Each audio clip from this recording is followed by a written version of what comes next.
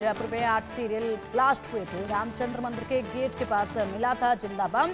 बम फटने के 15 मिनट पहले डिफ्यूज किया गया था और उसके बाद अब इसमें कार्रवाई जब की गई तो लगातार ये मामला सुनवाई पर चल रहा था कोर्ट में। अब जाकर इसमें आजीवन कारावास की सजा दी गई है। 2008 के उस घटनाक्रम की तस्वीरें हैं आपके सामने। जयपुर में 8 सीरियल ब्लास्ट हुए थे। रामचंद्र मंदिर के गेट के पास एक जिंदा बम मिला था और उस जिंदा बम को ठीक उसके ब्लास्ट होने से 15 मिनट पहले डिफ्यूज किया गया, नहीं तो बहुत बड़े तबाही और भी मच सकती थी। पहले ही काफ़ी बम से बड़े नुकसान हो चुके थे।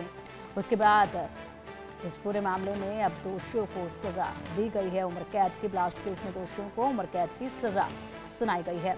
अधिक जानकारी के लिए हमारे सहयोगी जयपुर से रजाउल्लाह खान जुड़ गए हैं। रजाउल्लाह खान, 2008 का मामला, अब जाकर उम्र कैद की सजा सुनाई गई है।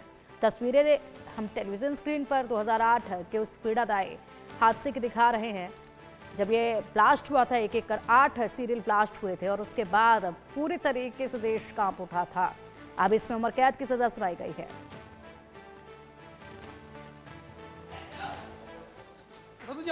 बिल्कुल देखिए तस्वीरों जो 13 मई 2008 को सिलसिलेवार बम ब्लास्ट हुए थे, उसके अंदर जो 4 आरोपी हैं उनको यहाँ पर पकड़ा गया था और उसके बाद अब इन तमाम लोगों को आज आजीवन कारावास की सजा है वो कोर्ट की तरफ से सुना दी गई है। तस्वीरों में देखा जा सकता है कि पूरा जो इलाका है वो यहाँ पर छावनी में तब्दील है। उसके अलावा बड़ी संख्या में जो पुलिस के जवान हैं वो यहाँ पर तैनात किए गए हैं।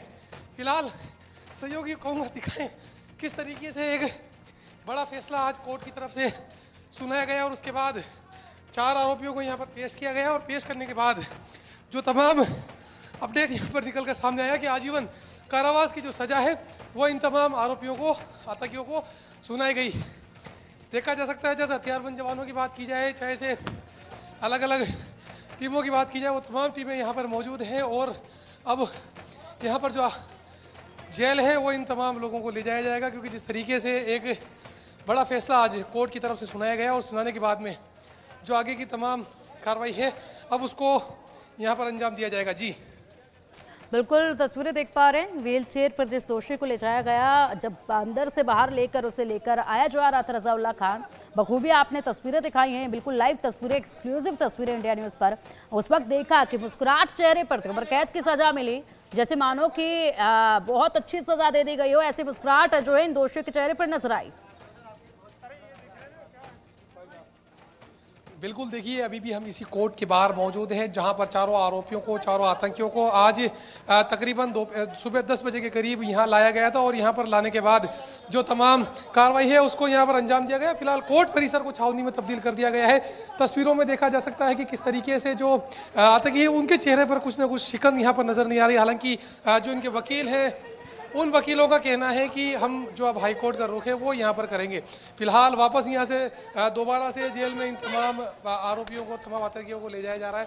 फिलहाल कहा जा सकता है कि अब कोर्ट में यहाँ पर अपील की जाएगी और अपील करने के बाद आज जिस तरीके से यहाँ पर आजीवन कारावास की सज़ा सुनाई गई है तो सज़ा सुनाने के बाद में जो तमाम आगे की प्रक्रिया है, आगे तमाम जो कार्रवाई है उस तमाम कार्रवाई को अमली जामा पहनाया जाएगा। फिलहाल देखा जा सकता है कि किस तरीके से जो पूरा इलाका है उसको यहाँ पर छावनी में तब्दील कर दिया गया है। दोबारा से यहाँ पर जो जेल है वो इन तमाम जो आरोपी हैं, इन तमाम जाते हैं उनको ले जाया जा रहा है। जी बिल्कुल, इनमें सरवर आजमी, सैफुर रहमान, मोहम्मद सैफ और शहबाज अहमद शामिल हैं और इन सभी को 600 पन्नों की सज़ा सुनाई गई है। ये जो फैसला आज दिया गया है, 600 पन्नों का फैसला जो है वो दिया गया है रजाउल्लाह खान, और वाकई में बड़ा फैसला है ये। लेकिन आगे और किस तरीके से इस पूरे मामले को देखा जाए, किस तरीके से और जानकारी अधिक इस पूरे मामले की आज सुनवाई के बाद निकल कर सामने आ रही है। क्या अभी तक कोई अपडेट अंदर से सामने आया है? जो 600 पन्नों की फाइल दी गई है उसमें क्या कुछ विस्तार से बताया गया?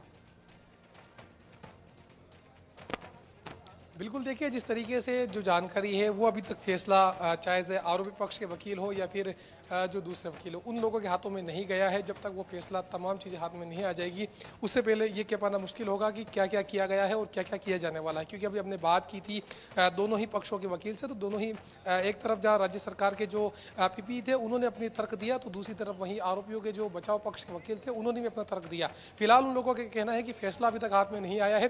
जैसे